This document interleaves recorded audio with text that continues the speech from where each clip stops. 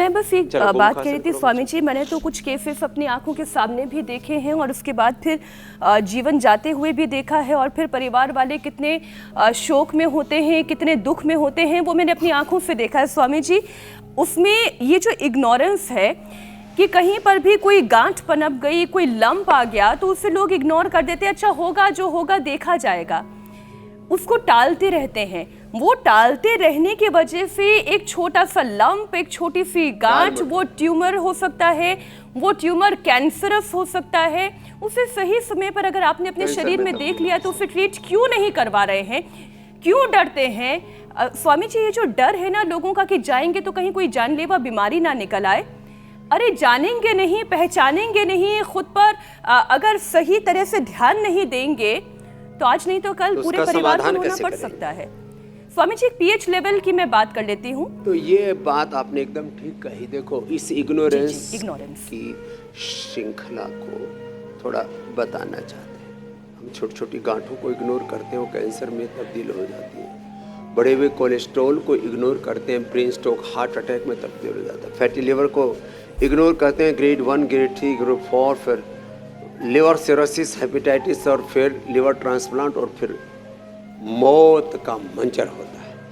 Creatinine थोड़ा सा बढ़ा, ब्लड यूरिया थोड़ा सा बढ़ा, बाद में किडनी फेलियर होगी। पता लगा शुगर हुई और शुगर बढ़ती चली गई। जैसे इन बच्चों ने तो, धन्यवाद प्रियांशु, अवरीत और सुखविंदर जी आदि, संतोष, इसका ट्राइग्लिसराइड भयंकर बढ़ गया था, पिता की तो मौत तक हो चुकी, लेकिन उसने फिर बाद में लौकी का जूस और लौकी घनवटी और लिपिडोम बताया, उसने किया, संतोष अब ठीक बैठा है यहाँ पर।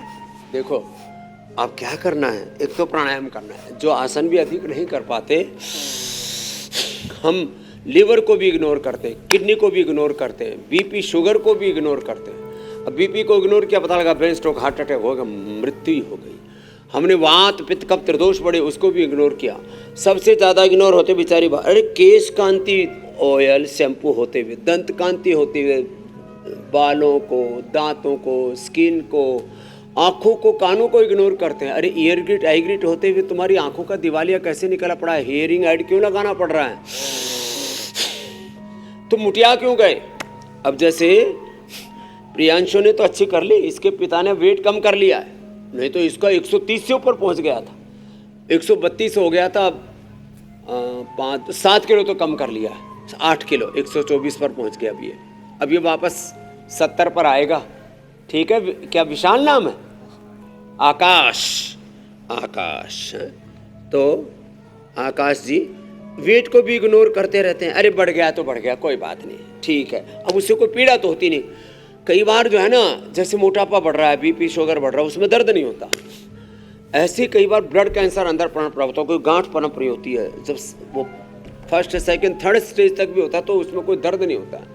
लेकिन कहीं भी जरा सा भी कोई संकेत मिले, अपने रोग, अपने दोष, अपनी बीमारियों को, अपनी बुराइयों को, अपनी दुर्बलताओं को तुरंत हटाओ, आत्मनिरीक्षण करो, आत्मोत्थान करो, आत्म अनुशासन के साथ जीवन में आगे बढ़ो।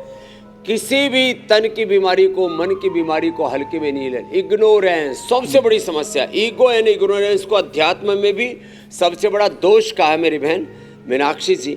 ईगो और इग्नोरेंस से बच जाएं तो हमारा आत्मनिरीक्षण, मन, जीवन कितना अच्छा हो जाए मेरे भाई अमित जी। बिल्कुल स्वामी जी।